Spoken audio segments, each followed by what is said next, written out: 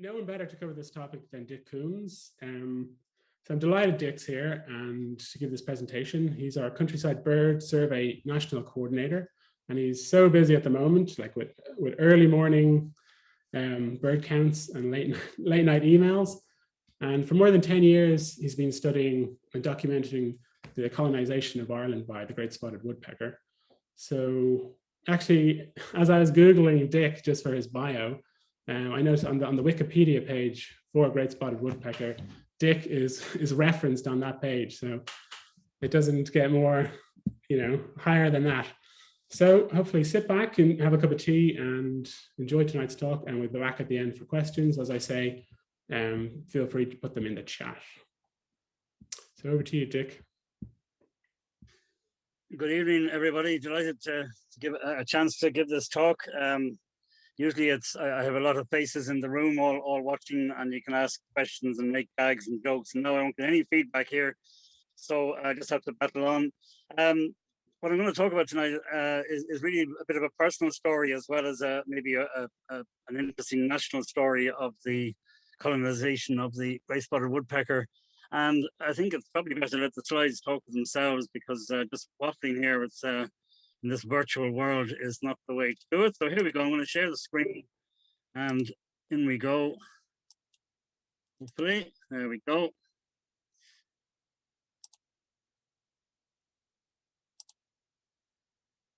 Okay, to give it I'm going to try and give us a bit of context to start off with. The younger people listening in tonight might say, well, what's the story? I mean, woodpeckers seem to be everywhere. Certainly if you live in Wicklow, you might have heard or seen them all over the place. But to give it a bit of context, well, I've been bird watching since I was about 10 or 11, and this was one of my first bird books, the Great Observer's Book of Birds. And the one thing about it was, of course, it's a British publication, and as soon as you opened it up, you started seeing, now this isn't from the Observer's Book of Birds, but from another book, but you see illustrations of birds like this: the nuthatch, the willow tit, the marsh tit, tawny owl, redstart, wood warbler, pied flycatcher, all species that are either non-existent in Ireland, in the case of some of them that I've just shown you, or almost non-existent. They just don't occur here, but they're relatively common in Britain, and they're in all those bird books.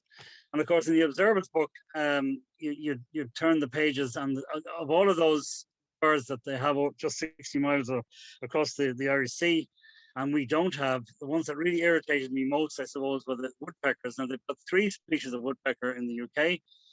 You've got the green woodpecker, illustrated there on the left, the Great Spotted, which we're talking about tonight, and the lesser spotted, which is obviously a smaller version of the Great Spotted. So you see these illustrations, and you felt a bit hard done by that as an Irish, a young, aspiring young ornithologist, we used to call ourselves, which we weren't really, but young kids, to be denied these birds. There were no woodpeckers in Ireland. That's what we were told, and that's what the situation was. We have to settle for the next best thing, I suppose, in this country, and the lovely little bird, the tree creeper, not remotely related to kingfisher, to woodpeckers, but they creep their way up the tree like a little mouse, a very fine bill. They wouldn't have the bill that could hammer in and chisel out a nest like a woodpecker would. You look at any field guide, a good field guide will have what we call a distribution map on it, and very important feature to have in a bird book. It gives you some idea if the species you're looking at or looking for even occurs in Ireland. So if you look at any standard field guide, they haven't really been updated yet, you'll see this picture here of the Great Spotted Woodpecker. Now, in fact, the Great Spotted Woodpecker, its range extends from the Canaries, which is just kind of off the map there, to the southwest, right across Eurasia. There are different races, but the species of Great Spotted Woodpecker is found, has a massive range across Eurasia. But there are some notable gaps there. If you look at that, there's Iceland, of course. Well, the only trees they have up there really are little birch trees. No woodpeckers. Ireland and the Isle of Man is a point of interest, which I'll come to in a moment. But one thing that did happen periodically, and probably still does happen, but it's hard to notice it now, is that birds come down from the Scandinavian population in cycles of maybe every 5 or 10 years. And this is because the northern population live primarily on, in the winter anyway, they feed mainly on pine cone seeds. So in a cyclical way, you'll find the pine cone seed crop fails, and the birds feel they have to move out of there, so they migrate south and west, and we get a few turning up in Ireland.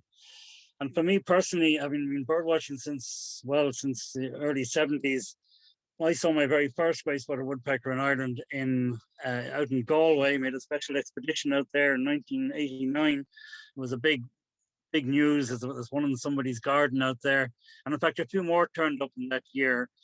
And those years when those movements of birds happen, that's called an eruption. So the birds erupt, if you like. They move out of their normal breeding range and move south and west, as I say, because the Great Spotted Woodpecker is actually a fairly sedentary species. It doesn't migrate in its normal life, the normal range. Of course, we see woodpeckers. They're a very iconic kind of a creature. Here's a green woodpecker on the famous old Coombes woodpecker cider. And of course, they can be the butt of jokes as well, like this one here, unfortunate Noah's Ark sinking. So that bird I saw in Galway in somebody's garden in 1989, it must be 12 years before I saw another one out in Howth, and then another 5 years before I saw one out in Wicklow. So they were very, very hard to see. And those birds only came in the winter. They'd appear maybe sometime in November, December, and they'd only stay till maybe early March, and they'd move back to Scandinavia. So they'd never be seen in the springtime or in the summer, or breeding, of course. But I was doing some survey work up in Wicklow. I was in the woods very close to where I took this picture. It was the 2nd of June, 2007. And against that backdrop, woodpeckers very rare in Ireland. I was just having my lunch, and I heard the sound of a woodpecker call. I knew it well from other countries. Kind of a sound, a very high pitched pick or tick sound. And I got very excited. I couldn't see the bird. I only heard about 5 picks. I tried to track it down, but it sent a shiver down my spine to think that here was a woodpecker in June in a woodland, an oak woodland in Wicklow in Ireland. There was something going on there. And it wasn't until that was in 2007. The following spring, in April 2008, I got a call from one of the rangers in Wicklow, the wildlife rangers, who said that he heard a woodpecker drumming. And I'm going to just play a bit of drumming now, because this is the sound that Andrew was talking about, and it's hopefully it'll come across here now. It's the sound that most people will hear and report for woodpeckers.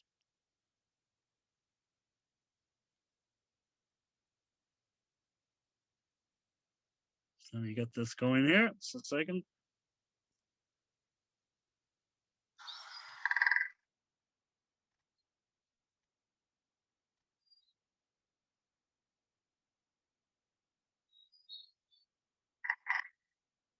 I don't know how well that's coming across, but hopefully you're getting the sense of a very rapid sound, and it's echoing through the woods.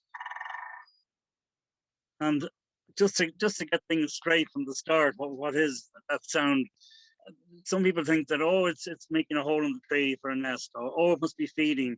It's nothing to do with any of that. It's a sound the bird makes when it's tapping a piece of dead wood, a piece of seasoned dead wood, to resonate through the wood, because woodpeckers don't have a song, not like a blackbird or a robin or anything. Their way of communicating and holding territory is to drum. And the interesting thing is that the males and females both drum, and you're lucky. You can really get excited if you hear 2 of them, if you hear them duetting to each other across the distance. So anyway, to put this in context, I got the call about this bird drumming. I made my way up to that wood. It was only a kilometre away from where I'd heard a bird a year earlier. And with a bit of effort and a bit of time, I eventually found the bird up in the tree, and I was delighted. It was a male drumming away, and this was so exciting. My first ever drumming woodpecker in Ireland. You'll hear them in the UK, you'll hear them in Germany, anywhere in the continent, but to get one in Ireland drumming was a milestone. But the next milestone followed a couple of days later. I was back watching it again. I had my telescope on it, and while I was watching it, I heard in the background a call. And the call, as I said, is quite distinctive. I'll try and hopefully play this one.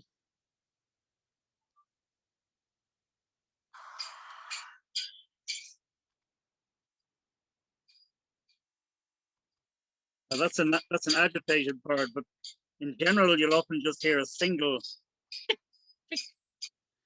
So I heard that sound behind me. I was watching this male, and I heard behind me a couple of times. And that, I must say, in my whole experience of watching these woodpeckers now for about nearly 13 years, that was probably the one that gave me the biggest blood curdling, if you like, shiver up the spine. And my hairs, I'm sure the hairs stood out from the back of my neck, because this was unbelievable. 2 woodpeckers in Ireland in April in an oak wood. The next thing was to try and see, was it a male or a female? And I spotted where it was up in the trees. It flew around and it joined the other one. They chased a bit in the trees. Now, I didn't realize it at the time, but this was courtship behavior. And when the 2 of them landed, I was able to get the telescope onto the other one, and it was a female. So that was amazing.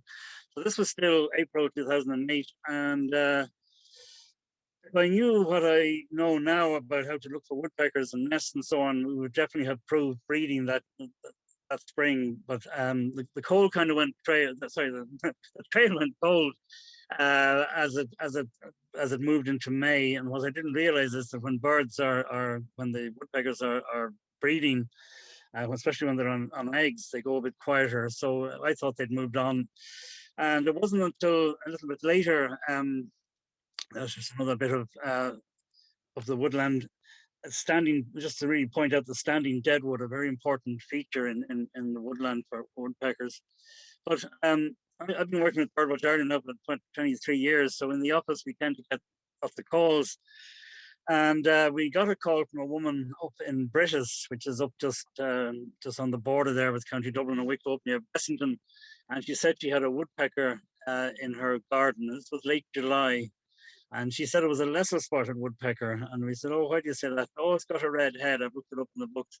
We said, oh, no, hang on, a red on the top of the head. And she said, yeah, that's what's sounding very interesting, because this would indicate a juvenile, a young bird, fresh out of the nest. So Dr. Murphy and myself in the office, we asked her, would it be okay if we come up and have a look? So that evening after work, we drove all the way up to British and called to her house. And she said, oh, I haven't seen it for a while now. And so anyway, I was just getting my camera ready. And the next minute she shouted, hey, it's just back. So I ran up into her kitchen, and I had my camera with me and fired off a couple of shots through her window. And this, I know it's not a great shot, but it shows you this was, to me anyway, and to some extent, the first definite proof of breeding of great spotted woodpeckers in the Republic of Ireland.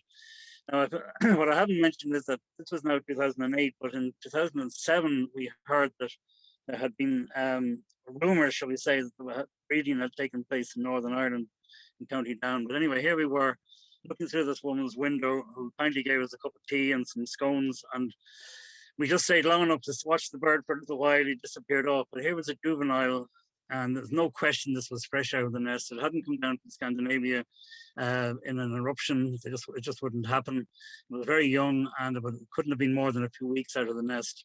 That was great excitement. So that was 2008. I was still disgusted that we hadn't located a nest or hadn't pinned them down in our local Wicklow patch.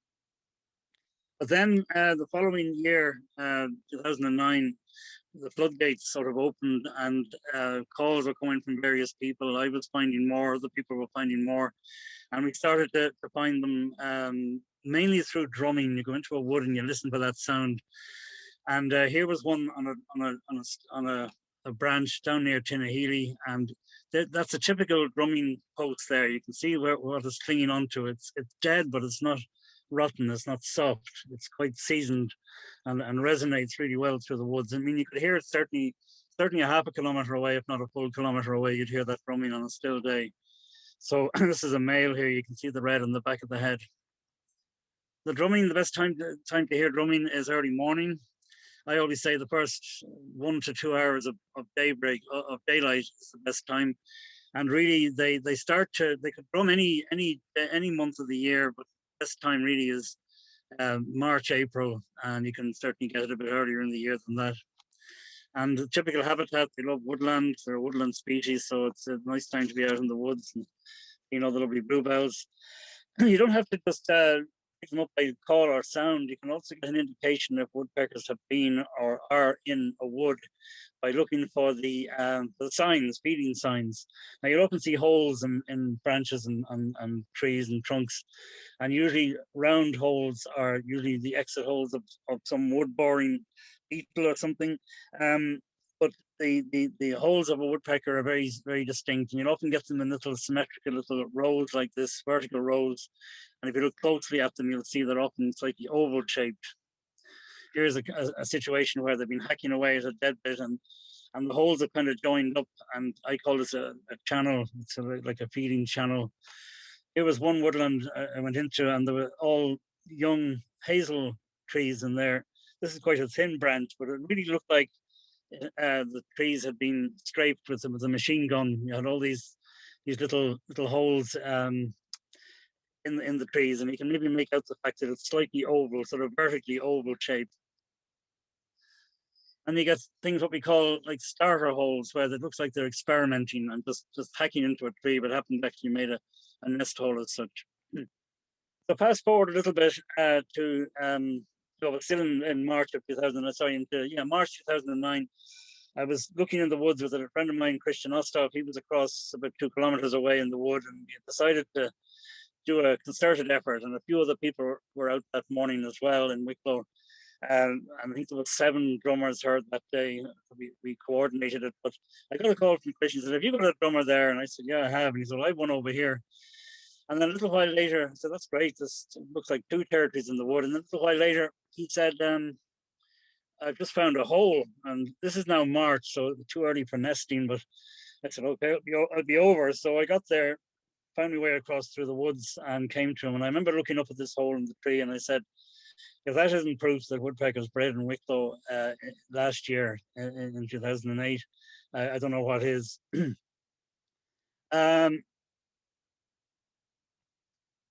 Now, that was in March. Then on, I think it was the 2nd of May, I was, believe it or not, sailing around Rathlin Island up in the north of Ireland, and I got a call from Christian to say, "Do you remember that hole we found back in March?" He says, "Well, there's another hole in the tree, and it's occupied." And this was just, I nearly fell overboard. I was half disgusted because obviously I'd love to have, I haven't done so much work looking for them, to have found it myself, but I was absolutely thrilled to bits to hear there was an occupied woodpecker's nest in the Republic of Ireland in County Wicklow. And I was so far away, it was untrue. But anyway, so the hole here, the 2 holes you see in this tree, the lower hole is the one that's occupied, and that's a very typical place for a woodpecker nest hole, often just below a snag like that, a dead branch sticking out. And they can somehow, probably by hammering on the tree, they can maybe detect that there's a bit of rot inside the tree, and it makes it easier for them to excavate a hole. I got there a couple of days later and took this shot. This is just by tapping on a little piece of board I carried with me. At some distance, I have to say, not interfering with the bird. Just make a few taps with a stone or something, and this can get them a little bit curious, and up comes his head looking out of the nest. But that was my first sight of an occupied woodpecker's nest. Just to give you the context there, the holes are near the top of that. In most cases, the woodpecker nests are quite high. In old money, you're talking 25, 30 feet, so a good 10, 12 meters up. But I've had some as high as 60 feet up. So if you're looking for nest holes low down, it's a very low percentage of them are low down. So in that year, we quickly started finding other ones. This one we call the number 2 nest. That's in a live oak. There's a little bit of dead stuff going on that, but you can see quite clearly that's totally live, but it's excavated into the inside of the main trunk. And we found this, an old Scots pine, a dead Scots pine with 4 holes in it. Now, at the time, we thought maybe this means 4 years, maybe the different hole each year. But in fact, we discovered in later years that a woodpecker can go mad, a bit like a man who gets his new Black & Decker drill. He might be drilling holes and all sorts of things. It's as if the woodpeckers go a bit crazy, and it's like they have practice trees. And we've often found trees that get peppered with holes even over one winter. So at least it indicated there were more woodpeckers in the wood. How do you find the nest? Well, there's no real way to do it except to get a pain in your neck and look up high and walk around trees, look for dead branches. You get a kind of an eye for it after a while. But normally you'd find it later in the season when the young are calling or when the adults are calling. This this was the second nest I saw in Wicklow, and you can see there are two birds here. You can see the one on the right actually is the male. You can just maybe barely make out the red on the nape. And what's happening here is a changeover. I was watching the nest for about an hour, just, you know, when you knew I was occupied, and he just landed on the tree almost silently, sometimes a little call, and she just poked her head out, and then out she flies, and up he goes and takes over. And the male would then take over incubation, sitting on the eggs for a few hours. This is a regular thing. Some of the nests are sometimes in a very, looked like a very symmetrical hole, and this is where obviously there was a branch broke off, left a little bit of rotten wood in the main trunk, and this gave them a point of entry, if you like, an easier way to get into the tree. So some of the holes can look as if they've been almost man-made or designed. That's a typical sight of one looking out. Sometimes they just look around when they're incubation, or even when they have young inside. It's the male again. And they really are a very handsome bird. I was watching some a couple of days ago up in Wicklow, and I just can't, you can't get enough of them because they are a bit elusive, very hard to see in the winter, and even in the breeding season they can give you the run around. That's a nice male again. So the sexes are identical except for the that bit of red on the nape, on the back of the neck, back of the head.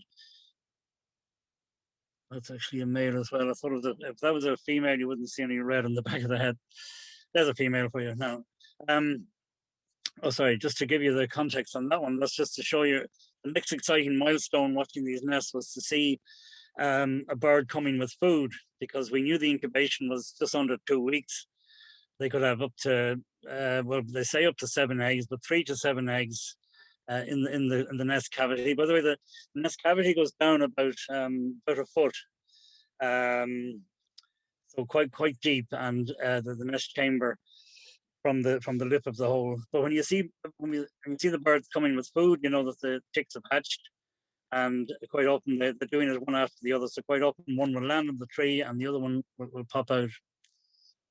So there's the female. She's also carrying food, another nest. Sometimes when they go inside, when the chicks have hatched, and you see them go in, and they're in there for a few seconds, maybe a minute, and then you see one coming out looking like they're carrying a whole load of garbage with them. Well, that's in fact what they are doing. I'm sure you've all heard of a fecal sac. A lot of birds, like most birds, will take away the feces from the young from the nest, partly to stop infection, but also to you usually take it away a good distance so it doesn't give away the presence of the nest to predators. I suppose seabirds would be the main exception there. They tend to whitewash the cliffs. So what you've got there is that bird is carrying a fecal sac, which is basically white, but there's also got bits of debris on it from the bottom of the nest hole. They don't build a nest as such. It's just the eggs are laid on the bare wood, but there'd be little bits and pieces of kind of like sawdust and chippings, and that's got stuck to the fecal sac. So that bird will fly away, and there's another one flying away with a fecal sac, just leaving the nest. Get an idea of why they're called Great Spotted Woodpecker. The spots are clear and great because they're the bigger of the two, of the lesser spotted, the smaller one. The next stage in when you're watching these nests is when the young. So the young take 3 weeks to mature in the nest, which is quite long for a bird of this size. If it was a black bird, it'd only be 2 weeks. But it is the case with some of the other cavity nesters, like blue tits as well, will also take 3 weeks. And it seems to be because they can afford to stay a bit longer in the nest because they're protected and safe in there. But this is a really exciting stage when the juveniles, and it's in the 3rd week, the juveniles will start to poke their head out, and there's a cheeky one looking out here. And you can see straight away the red on the top of the head. They'll retain that until the autumn molt, probably around October, they'll lose that. And then they look either like the male on the right there, with the red spot on the nape, or else have no red spot, just a black there. And of course, there's no way we go near the inside of the nest or anything to see what's going on, but we can get a certain amount of information. I was trying to get as much information as possible right from the very start. And one of the things that really we were really interested to know is how many were in the nest, because at any one moment you'd only see a single chick coming out like this, poking his head out. But if you watch long enough and you could put in a few hours, you could see minor differences in their headgear, the head pattern. So if you look at this one and compare it to that one, that was taken only probably 20 minutes later at the same nest. You can see it's the same hole. So this guy has a lot of red on the front of the crown, and this one has a lot. Now the trouble is, if you get 2 or 3 that are the same, you don't know. The most I've ever got from a nest was 3 that I could say were all 3 distinctly different, and I've occasionally seen them with a totally black crown, which is a bit unusual. So obviously, one of the big questions we were asking, wondering, was why did they come to Ireland after, you know, after hundreds of years, if not eternity, they hadn't been here. Now, there's a big debate always about the woodpeckers. You know, were Great Spotted Woodpeckers breeding in Ireland before this current wave of them nesting here? And I don't know. Evidence is based on some bones that were found in a cave in Clare, like 2 caves, which they reckon there were other prey items there. They reckon a bear or something had brought them into the cave, and they were radiocarbon dated, I think, to the Bronze Age, but they were, you know, dated a long time ago. And on that basis, it has got into the record that Great Spotted Woodpeckers used to breed here. But I've always argued, and I'm not the only one, quite a few of us argue that, you know, that could have been a really good eruption year. There could have been thousands of Great Spotted Woodpeckers in Ireland, and the bear just swiped a few of them. And so anyway, the jury is out as to whether they were here before. It would make a lot of sense because Ireland was covered in trees and so on. But still, it's kind of weird that even with all the deforestation in the, I suppose, the 17th and 18th centuries, and Cromwell was blamed for a lot of the removal of trees in Ireland, they didn't take all the trees. And you know, Great Spotted Woodpecker is quite a generalist, and it's quite happy in even just a small cluster of trees. So we just don't know why they weren't here. But anyway, to look at to try and find out, you know, why they are in Ireland now and arrived in the mid 2000s. We looked at the data available from the BTO, the British Trust for Ornithology in the UK, and they produced this graph here. It's a very simple graphic illustration of the population increase of the Great Spotted Woodpecker since the mid 60s, going right up to, in this case, it just goes up to 2010, but it's enough to get the point across that woodpeckers were increasing at an incredible exponential rate in Britain in that period, in those decades. And the thought was, well, so many of them there, there's an overspill has come to Ireland. The reasons for that increase have been put forward. There's a few of them. One is, well, Dutch elm disease, so many trees dying off, lots of extra good feeding areas, lots of good trees for them to bore the nest holes into. A lot more forestry in Britain as in Ireland over the last few decades. And another interesting one is that is the starling. The starling population has declined. The graph's going the other way for starling in Britain, not in Ireland, interestingly, but in Britain, starling population is going down, and it has been well documented that starlings can oust a Great Spotted Woodpecker from its nest. So that they let the poor old woodpecker bore out a hole, excavate a nice cavity, and the starlings come along and say, "Oi, get out." And I find it hard to understand, because if a woodpecker can chisel out a hole that depth and with that amazing bill, it's hard to believe that they can't deal with the starling. But anyway, the starling population went down, so they reckon the competition was lessened and the woodpeckers thrived. So this made a lot of sense that maybe they just spilled across the Irish Sea. So you've heard of CSI Miami and all that. Well, we decided to set up our own investigation in County Wicklow. That's Christian Ostop and Faith Wilson there, and we got to work.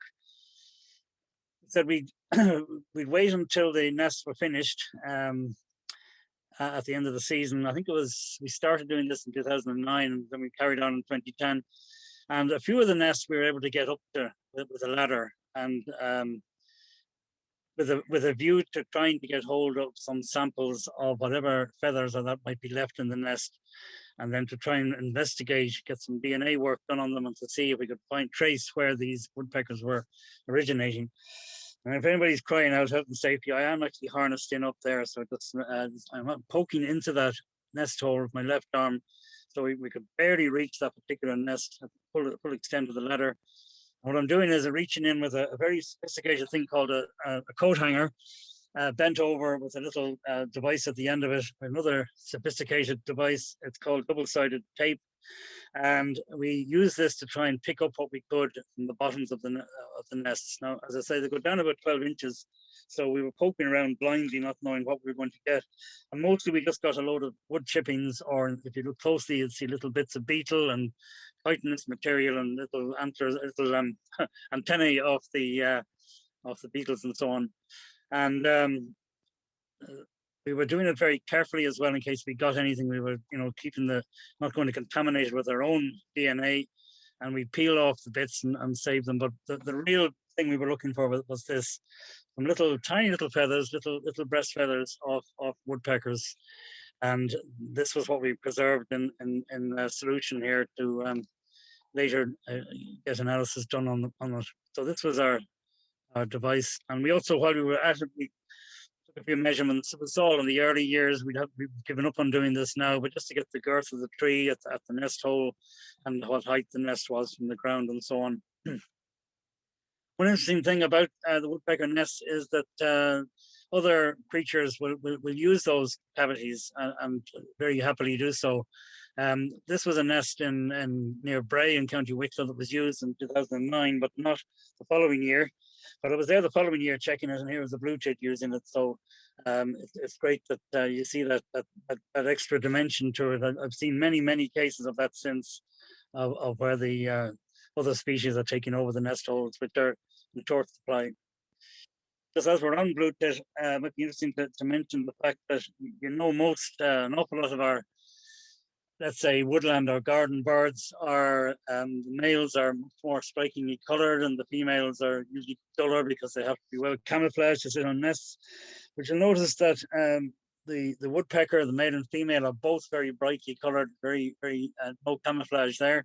And the same applies to the tit family. So you've got, this is blue tit, male and female are almost identical looking because they nest in a cavity.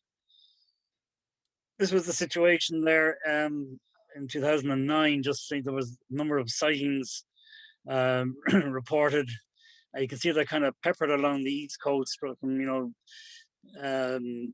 Antrim down and the east coast down, a lot in Wicklow and Dublin, even down in Wexford. The little dot at the bottom there is one I saw down myself down on southeast corner there down on Salty Island. That was really strange to see one out there in April, because if they were going to disperse, you'd expect it to happen during the winter, but there was a bird drifting around out over the sea and landed on Saltee, and there was also one on that other dot in the southwest, that's down in Cape Clear. So birds were on the move in 2009. We had plans to try and trap a few under license, of course, and the only bird that I wasn't even there the day we caught one bird. You can see the blue ring on its foot there, but it was an interesting chance to see the bird in the hand, the very stiff tail they have, press against the tree. Lovely birds, very strong bill. I mentioned about the bill as well. They have a very they have a the speed that when they're doing their drumming, it's about, I think it's something like 14 strikes a second, so it's very rapid drumming on the branch. And if the G forces involved there apparently would give us instant concussion, but the bird has all these adaptations in the head where the brain is cushioned and the bone structure inside it diverts the energy to the back of the head. So astonishing bird, really, to see them up close. They're also zygodactyl. This is a great word for you now, zygodactyl. It means that they're, you can't really see it in this one. I'll try and show you again in a moment, but they have 2 toes forward and 2 toes back, and this helps them climb both up and down a tree trunk. They can down backwards if they want to. Wonderful birds. Looking them up close here. That's a female.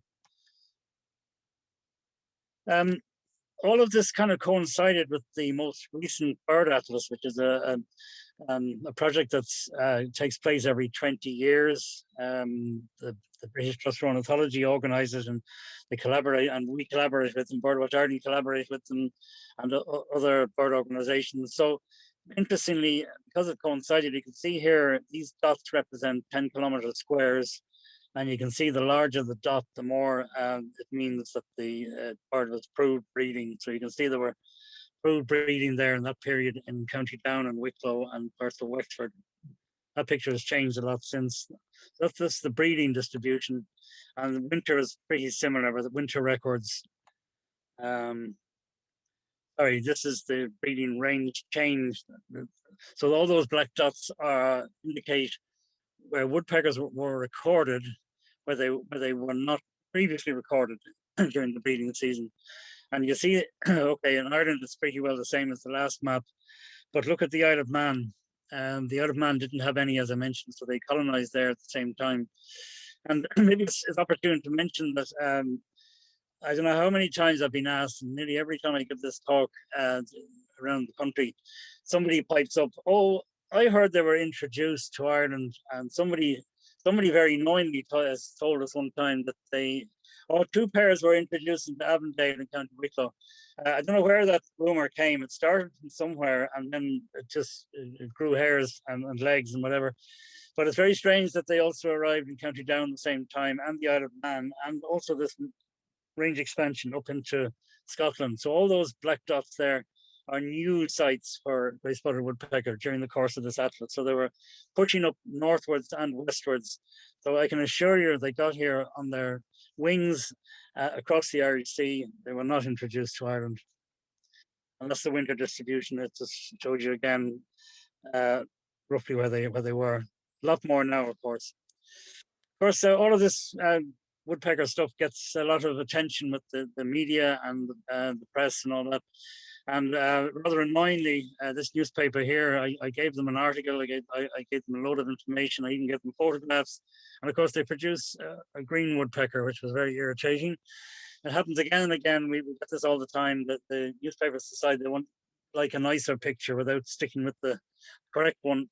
And what was even more annoying was on this this article, they said, see editorial, and in the editorial it said, "Isn't it great to see the green woodpecker, to see the flash of green in the forest?" So it just got out of hand. Anyway, we also get some strange reports from people in their gardens. One woman was adamant she had a woodpecker in her garden, and I quizzed her, and she kept coming on, and came on the following year as well. And I remember the one she got, I got some photographs, she said, and I said, "Oh, send them on." So she sent them on, and she sent me 29 photographs of a pied wagtail hopping around in our patio. They were distant shots, not this is one of my own shots. Another person also said they had one on a wire, and it turned out to be, of course, a goldfinch. Again, the actual image of the bird was only about 2 pixels wide, but you could see it was a goldfinch. I don't know. They hear about woodpeckers in the media, and they think, "Oh, I've got one here." So this is just to show you another sign you can look for. If you look at carefully, that's the forest floor. You can see all the little pale chippings, and moving a bit closer, you can see there, that was a nest that was being excavated down actually in Avondale a few years ago in the beech tree. And that was a good sign that it was actually actively being excavated. I'd seen activity around, but see the fresh little bits of wood on the ground is a good indication. Another thing to highlight is the length of the tongue. That's not even the full length really fully there, but they have this amazing tongue that they can poke under the bark to get at insects underneath the bark of the moss on the trunk. There's a nice male again. Sometimes I'm just showing you photographs because I just think they're nice birds. It's a nice male showing. You can you can see in that one 2 toes backwards. If you look on the left-hand foot, you can see the left foot. You can see the 2 backward pointing toes. The small one just tucked in at the bend of the foot. This is an interesting one. I was photographing a nest, and I must mention as well, I photograph all the birds at nests under license from the National Parks and Wildlife Service. So just to get that one clear. But I was photographing this particular nest. Now, not a great shot, but I've been seeing the male come, the female come, the male come, and then I was just reviewing my shots, and I noticed this strange sort of a deformation on the lower mandible of this female.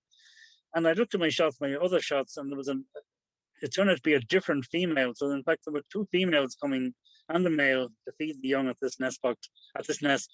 And you would never have known that unless they had a deformed shape, because they never came together. So very strange when you never know what to discover when you're sitting in a hide. What's going on here? Well, this is a device I bought in the RDS one time. It's designed for getting your keys out of a drain. Now, you'd never have it with you, of course, when you lost your keys, but I thought it might be useful someday. It's a long, flexible little bit of pipe, if you like, with a rod going through the center. You push that plunger, and out of the bottom, you see at the bottom right, there's a little grab that comes out to get things. Now, I never really got a chance to use it until in 2010, the second year of birds definitely breeding in Wicklow. Now, we found 7 nests the first year, and the second year we found 12, so they were starting to increase. But that second year, I got a call from a friend down in Tomnafinogue. He lives in Shalala, and he said, I've got the nest I've been watching. It's only another 2 weeks in, the chicks, or less than 2 weeks, the chicks haven't left yet, and I haven't heard a thing for a few days. The female comes occasionally, she drums. I'm a bit worried something's happened. And sure enough, we went down with a ladder, and I came equipped with this grab here. So we're going to fish out whatever's in that nest. And that's what we did. And here we got some little chicks. They were probably, I think they were probably only about a week old, a week in. You can see the little pins, as we call them, the little quill sheets there. But the feathers are going to come out of those long little rods there. So in the first grab, I got 2 of them, and before we'd finished, we had 5 of them laid out. You can actually see the one on the left there is maybe a little bit more of a runt of the family. But shame, something had happened, and we suspect that the male partner had maybe been taken by a sparrowhawk, and the female wasn't able to cope. I've seen nests where the one partner does manage to cope, and there's only one of them that unfortunately it was abandoned. So it was very sad. But in our quest to get DNA samples, it was certainly have a massive bundle of DNA here from this nest here. The little close up, you can see he's going to have a red crown, or would have had if he'd lived a bit longer. Eyes haven't opened yet. So here's just going back to a healthy one. Let's go back to something more cheerful. This is one looking out, and they get quite vocal in the last few days just before they leave. Their head is in and out, and they're calling almost like the adult. Tick, tick, tick, tick, tick, tick, tick. Has always struck me as very odd to draw such attention to the nest, because predators would find their way to it very easily, and some have done, unfortunately. So we had all that DNA gathered from a number of nests, from a dead bird, I think, that hit a window, and then we had those chicks, and we got some funding, and we got a geneticist, Alan McDivitt, helped us out with the work on analyzing or getting DNA profiles on all the samples we had, and we were then able to compare them with anybody else who had done work in other countries across Europe to try and see was there any similarity or correlation in the DNA profiles. And just this is the paper that was produced in Bird Study, just to show you, any of the scientists amongst you will know all about haploids and things, but that diagram on the right hand side there, really what that says in simple language is that the closest matching, if you like, the closest similarity in the DNA of the Irish samples was to the ones found in Great Britain. So it was no real surprise that our population had come from Britain, but there had been some saying, oh, maybe with global warming, maybe the birds are migrating up from Iberian Peninsula, or maybe the Scandinavian ones are staying over for the winter. But this was proof positive that the birds originated from across the Irish Sea. This was a strange sight. I was sitting in the hide for a few hours one day, photographing this nest. We were feeding the young. The young were going to leave in a day or so, but suddenly I saw this white thing coming out of the hole, and then it was the male. The males, by the way, I have to say, are the are the best housekeepers. They're the ones mostly taking out the fecal sacs. The females tend to just come, feed the young, and disappear. Desperate carry on. But the males are very, very house proud. And this was a very strange thing. He was removing an infertile egg, and which almost pointless at this stage because the young were going to fly in a couple of days. But it's as if he just suddenly noticed, oh, there's that egg rattling around in the bottom of the nest. I better get rid of it. And I wish I'd got better shots, but out he came and flew off with it. And I never saw where it went. I was only looking through a little window in the hide. The next thing, of course, is when the young leave the nest. And what's become a real feature nowadays is the number of people that are reporting woodpeckers coming to their feeders. And usually, I guarantee you now, in about within about a week, because most of the nests now have fledged in the last week or 10 days. Usually it takes them about 2 weeks to the young ones to find the feeders, but you'll start to see get reports, and they very quickly, they're often brought by the parents, but they very quickly learn to feed on fat balls and peanut feeders like this. This is a juvenile. He's only just down in Wexford actually. He's only from the nest. He would only be, let me see, probably about 3 weeks out of the nest, as I remember. One thing to note is you see the undertail coverts. You see down there in the under part, the red is not as vibrant as it is in the adults, and that carries through. You'll often tell, even the following spring, I've often noticed it's more of a salmon pink than the bright scarlet that you get in the adults. And you can maybe make out the claw situation there, that the way the claws are forward and back there, 2 forward and 2 back, zygodactyl.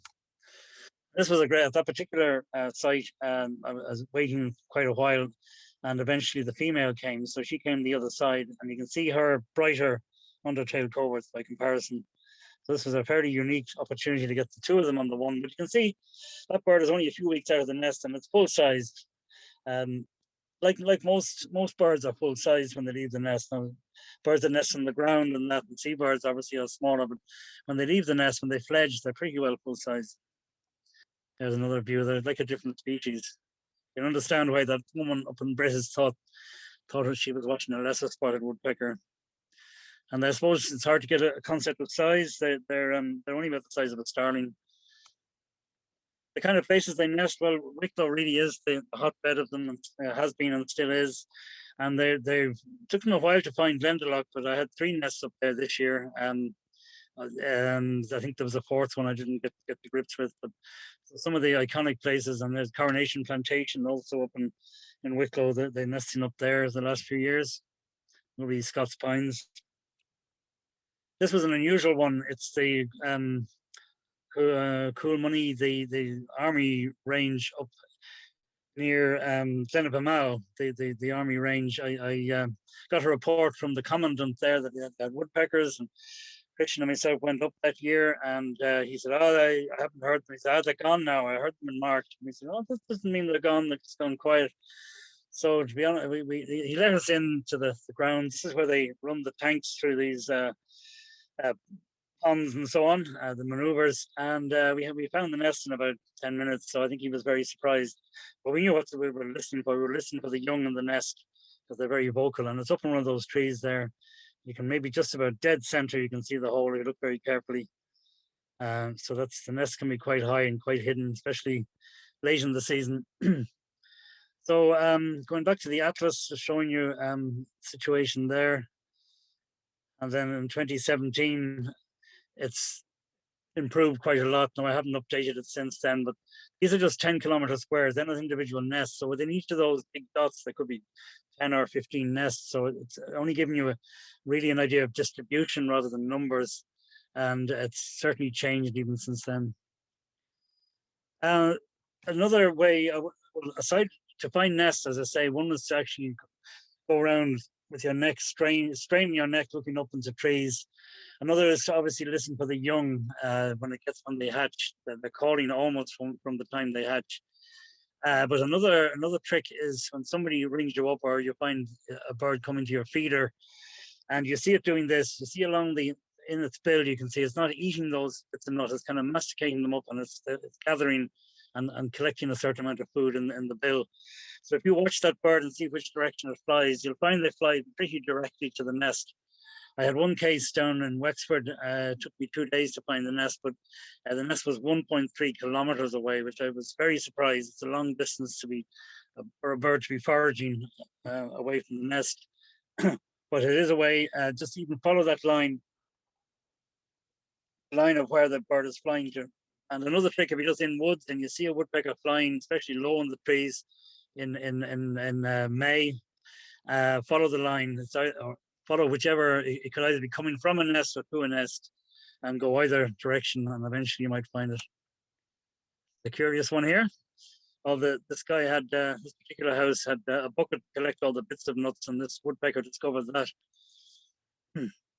And kind of strange setting to see one on the side of a house. Unfortunately, one thing that has been happening quite a lot is birds are hitting windows, and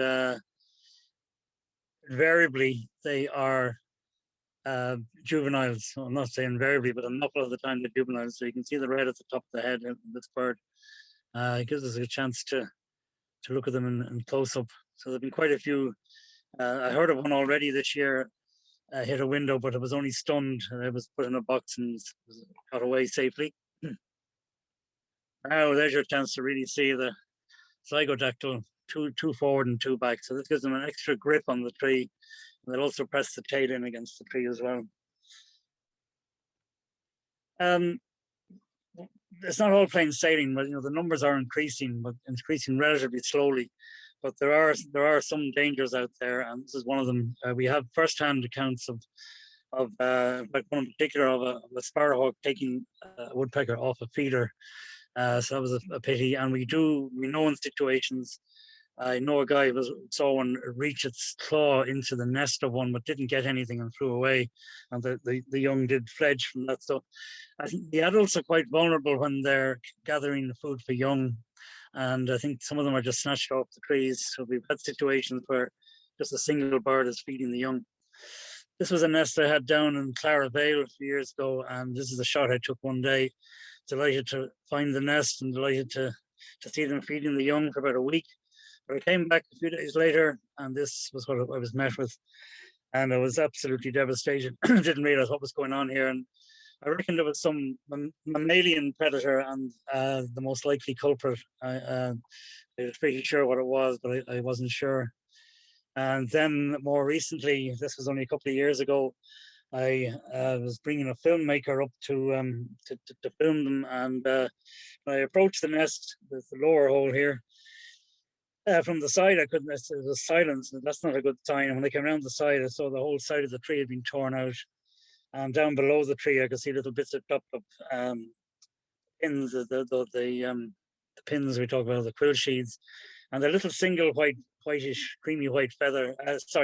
Hair on the moss, which unquestionably was from a pine marten. And I've seen since lots of claw marks on nest holes. It seems the only ones that are suffering are the ones that are in totally rotten trees like this. If they're in more solid wood, they don't seem, the pine martens, they leave scrape marks, they don't seem to get in, and they just move on. So it's just a fact of life. Pine martens are increasing, and there's a lot of them in Wicklow.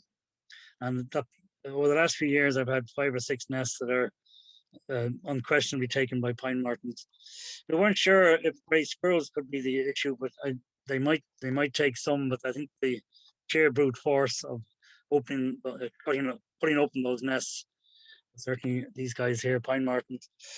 There's a shot that was lent to me by Declan Murphy. He took some shots of on a trail camera he had some bait up in the tree there, and got this nice shot of a pine marten in County Wicklow. I say nice shot. I'm not too fond of them, but that's just I like woodpeckers more, I think. Anyway, great to have an interesting mammal like that doing so well. This was one solution that particular year. We got one of the rangers put up a metal sheath around a tree when we knew there were pine martens. It was very late in the season. The ticks were going to fly anyway, but just a safeguard. They use these metal sheets on trees where they have nest boxes up for gooseanders in parts of Wicklow. They also use them in Canada for hiding your food up on a tree. It stops the bears climbing up. some odd places where there have been nests. This is a big pylon in South Wicklow, and a nest hole. You can possibly just see it there. I must put an arrow where it is, and that was a successful nest for a few years. There's the nest. Why there was an oak wood very close with lots of dead wood in it. I don't know why they would go for the tree, but it just seemed to turn them on. I came back though after 3 years. I came back, and here, lo and behold, starlings were using the hole. So there was a classic case of starlings. Now, whether they took it over when the woodpeckers were trying to use it, I don't know. But it's an interesting little episode. The ESB since removed that and put up a huge big pylon in its place, covered in tar, so they don't like woodpeckers weakening their holes. I found, I might have mentioned earlier, that Great Spotted Woodpeckers don't necessarily need the nice big mature oak forests. Here's a nest. You probably can't really see it, but it's in a beech tree, just in a line of beech trees, and there's not much of a woodland behind it, so they're often in just fairly sparsely wooded areas. And this is on a farm lane, an ash tree, and again you can see this is quite a typical thing to see. You see two holes, so quite often they'll excavate a new hole the following year, slightly lower down in the tree or higher up sometimes, and sometimes on the other side of the tree, and that can catch you out. You come along and you check the hole, and there's nothing happening. Now, the literature says that Great Spotted Woodpeckers only use the same nest occasionally the following year, but we found the Irish woodpeckers, they're either clever or lazy, but they quite often do use the same nest hole, but also they will make new ones as well. And if they relocate, they often just relocate maybe 60 to 100 meters away, but you never know in which direction. They've started using spruce woodland. So the early ones tended to be mostly in the oak woodland, especially in Wicklow.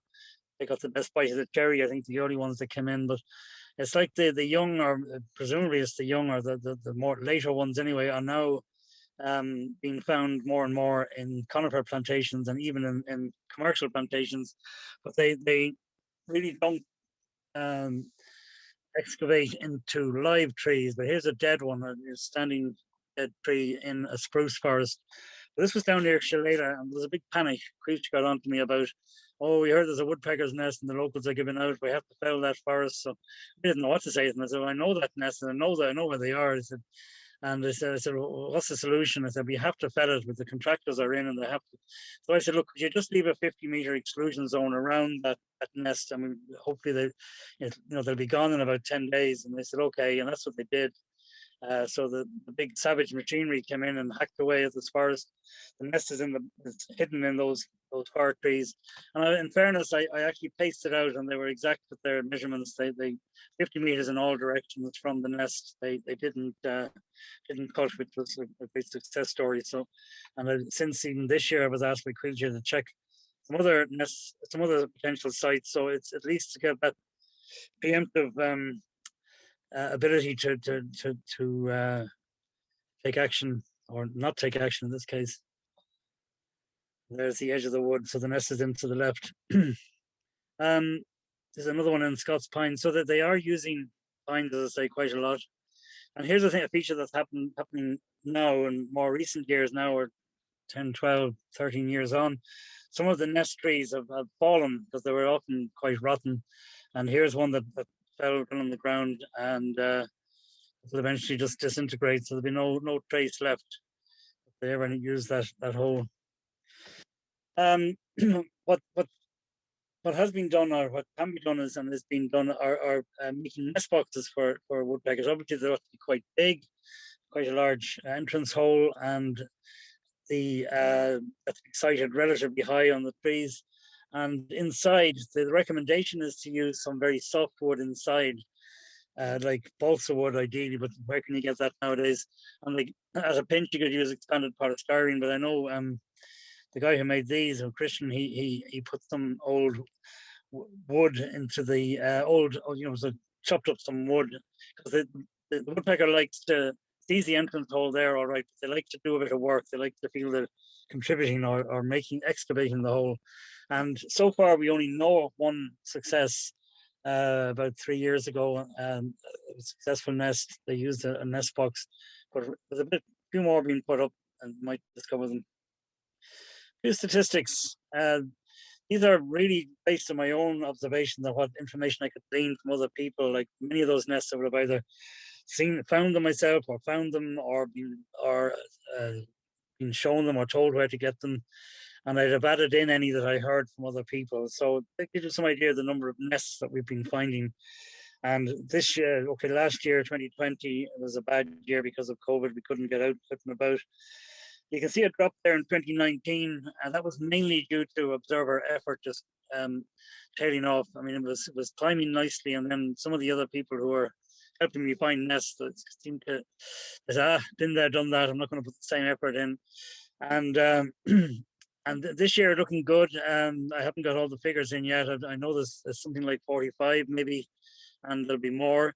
And on top of all of that, you've got to add in the where we know they bred without actually finding a nest, and this is where you might see a young bird at a feeder, and if it's sufficiently far away from where you know there's a nest, you can happily say that's another territory. So we had lots of those as well over the years, and this year there'll be more. Just a little bit about some of the information I kind of gleaned out of it. The first egg date I reckoned is in that period there, and late April to 1st of May, and the fledging date 2nd to the 9th of June. And interestingly, the BTO who run this kind of information in the UK, they found the first egg is the 1st of May. So we're seems to be a little bit earlier in Ireland. Whether it's significant in the small sample size, it's hard to say. I haven't analysed all the years because I don't even have all the information, but I do have for 2014. I know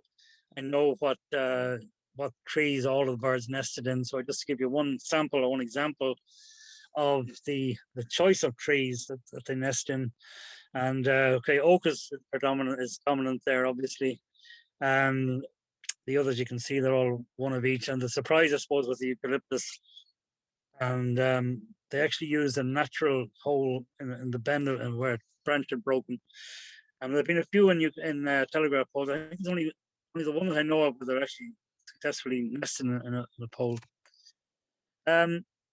Myself and Faith Wilson, we put together a little paper on the first 7 years of the colonisation, and it was published in Irish Birds in 2017, I think. So it just really traces all the stuff I've been talking about, and we produced a few tables. Here's a table showing you the tree usage in those years between 2009 and 2017. Interesting to see. Oak, of course, again dominates. Sorry, and at that stage, here was the breakdown of the counties, and we can since add into that now they're certainly breeding in Waterford, Kildare, and I think they've been Kerry is a pretty definite Kerry and Sligo, so that they are spreading. They are a sedentary bird. I kept saying that at the beginning. So the new, the young from one nest may only end up breeding a few kilometers away. They don't suddenly, the birds that breed in the Clara Vale and Wicklow, the young ones won't suddenly fly off to Galway and nest out there. They're probably going to be in the next woodland, or the next, or even just maybe 300 meters away. So it's going to be a slow glacial pace of a colonization of the whole country, but we're certainly getting there.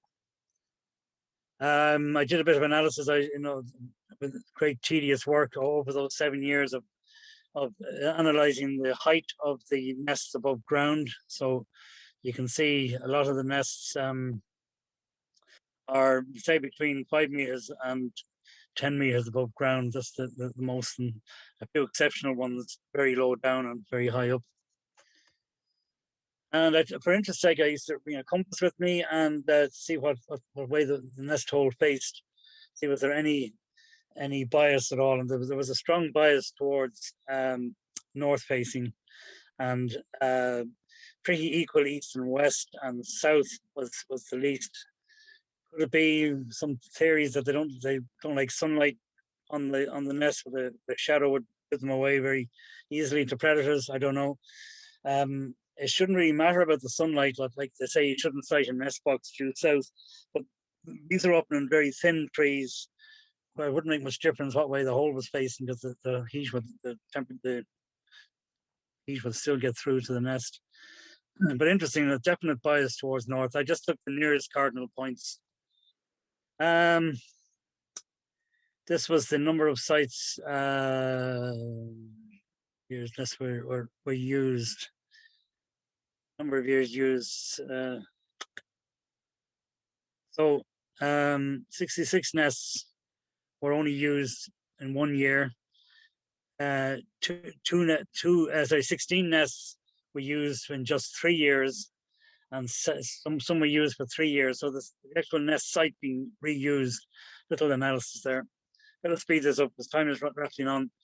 There's we're nearly there actually. This is the young one at a nest, looking out, thinking about flying. I was in the hide watching this day, and something I really wanted to see was to see the young leave the nest. And I could see they were really eager to leave. Now the shots aren't great here because it all happened very quickly. I've been sitting there for a couple of hours, but what was happening here, the adults were coming and they were tantalizing the young ones. They were kind of, here's your bit of food. And then they were kind of, you can see he's almost pulling away, that female there is almost pulling away from the juvenile. And he was sort of, come on, you have to get out. And then it happened, out one got a little bit beyond. You'd never see the wings showing like that. You'd see the head and shoulders, if you like, the juvenile normally. So his wings were starting to show. The next minute he was out. Next minute, well, he hadn't even got the shot where he was upside down, clinging to the tree for about a second. He turned around, his first time out of the nest. He said, where's my food? There's the bird, the food. Had a quick feed, but look what's happening. The next juvenile was already poking his head out of the top, saying, "Hey, what about me? I've got to leave now." And within a flash, that juvenile that's just hidden there by the adult just took off from the tree, flew across, and never saw it again. And it was all over in a matter of literally seconds. It was brilliant to see that the birds actually leaving the nest. So there we are, just before it flies away.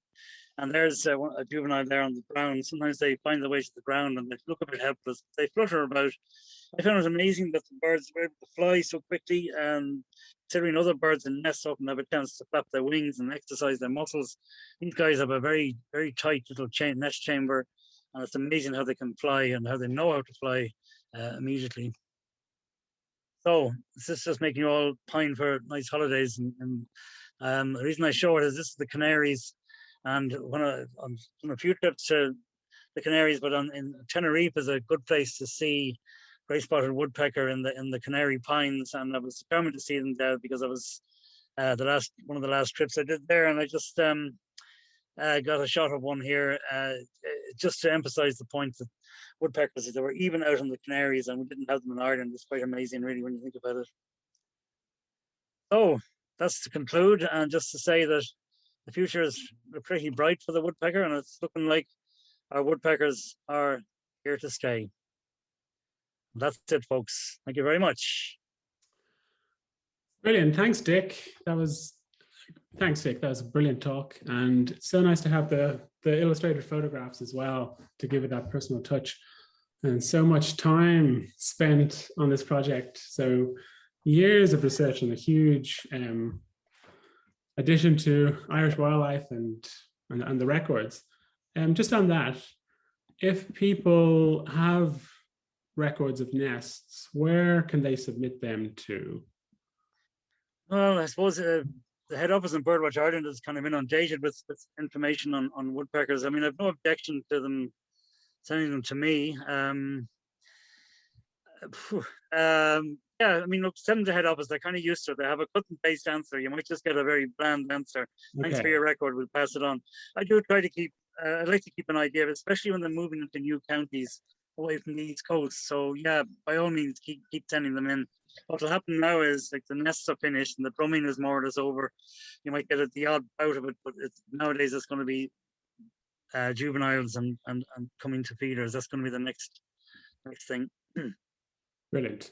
I was on the Wikipedia page for Great Spotted Woodpecker, and the range is huge, but there's an interesting photo on there of a Great Spotted Woodpecker scavenging on a dead pig, which is a grisly picture, but I've never seen anything like that. Is that something you've ever observed in Ireland? There's not too many pigs, dead or alive, in the Wicklow Woods. No, it's an odd one. They are carnivores, so I mean, yeah.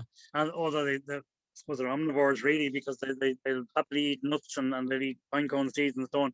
But they're known to take young out of nest boxes, for example, as you mentioned earlier. You've got to put those little round little metal covers at the entrance hole of the nest boxes, because there is a danger that woodpeckers will get the young, and even they'll go for, you know, wild nesting tits and so on, and they'll feed their own young on the young blue tits. So, but I've never heard of anything like, never heard of anything like they can go in for a carcass. So they wouldn't be considered scavengers or carrion eaters, that's for sure.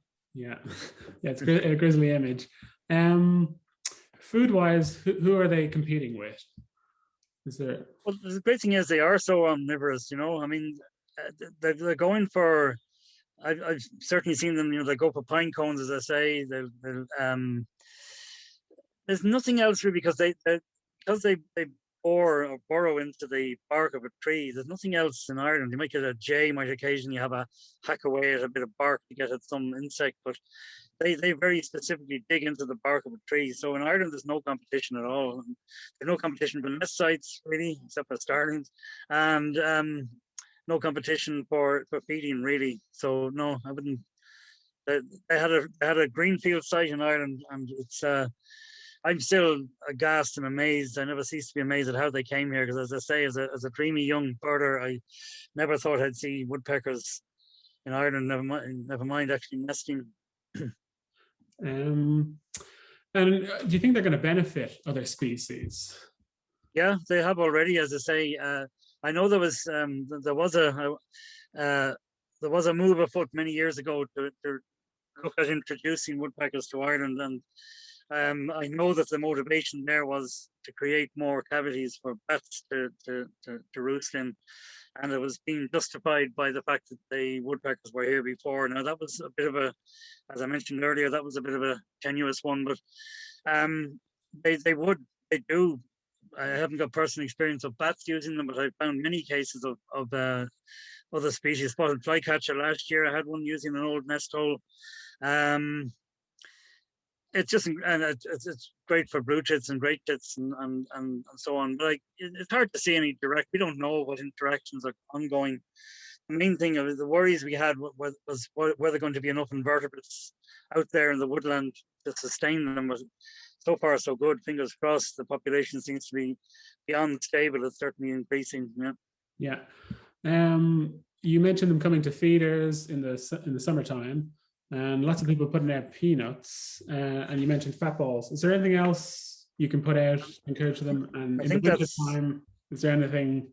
I think that's it. You know, because if you're like me, feeding birds all year round, and that tends to be more of the thinking nowadays, is to keep feeding through the summer. I mean, it's no big deal. But no, I think those are the two main things they go for. Yeah, peanuts and fat ball. Yeah. Do you have any idea of the rate of movement from east to west? And when, I know they're starting to show up as records throughout, but when? Really, I can only answer that by saying slightly faster than glacial. I mean, the guys in Cork were going bonkers until this year. Finally, East Cork was getting a few. Yeah. And I reckon the doorway into there was going to be along through Waterford, along by Lismore and all that lovely woodland. And there were a few records from there, but it is really, really slow. I mean, you only have to, they don't like flying across even open fields much. You'll see them occasionally, but you will always be to another woodland. And, you know, they're not going to venture too far because they're not going to find a mate. But what usually happens is when a bird turns up in a new site, it's just a single bird. I'd often get a report of a drummer in a new place, and you listen to it. And then maybe the next year there's two birds, and then finally the nesting. So they do find each other, but very, very slow. If it gives any indication, it took 10 years for them to get into Cork. And even that's just only a toe, getting a toe into the East Cork, as far as I know. But a few odd ones have turned up. There's obviously, like in nature generally, there's often a few mavericks who go the extra mile. So there've been odd reports, you know, from Sligo and Galway and other counties. So and they certainly nested up in Roscommon and in Lough. I just saw somebody popped up there in the chat that they're in Monaghan. Yeah, they've been breeding in Monaghan for quite a while. Cavan as well. I remember giving a talk up in Cavan, telling them, watch this space, you'll have them here any day now. And I think it was the following year they had them in Cavan. So yeah, it's as long as no virus gets them, heaven forbid. But I think they're on the up and up, and there's plenty of trees out there. And they, I think you saw the selection of trees I put up there. They can nest in almost anything, and it can be just a single tree. Sometimes even on an area clear cloud, I've seen them nesting in a single, what I call a totem pole, just one dead tree that's been left in the middle of an open space. So no problem there. Great. If people are submitting records, and this feeds into your CBS, if they hear the drumming, is that or the kick, is that acceptable without actually seeing them? Yeah. I mean, the only bird that sounds vaguely like maybe is the alarm call of a blackbird. You know, the tink tink tink. It'd be best to be sure, or maybe try to get a recording of it. But it's a very distinctive sound, loud, high pitched. Yeah. The call of the drumming or a sight, or even if you find, I've often got people sending in photographs of holes in trees, but time and again, it's obviously an insect, an exit hole of an insect, but it's a very distinct shape on the woodpecker feeding hole. It's an oval, upright kind of oval shape. Fantastic. Well, I think that's all the questions. Right. Yeah, there was lots of questions, but they were answered in the talk. Nicely done. So I think we're coming up to 8:30 now. So just want to say thanks, Dick, for that fantastic talk and for all your hard work on the woodpeckers throughout the years. Fascinating stuff.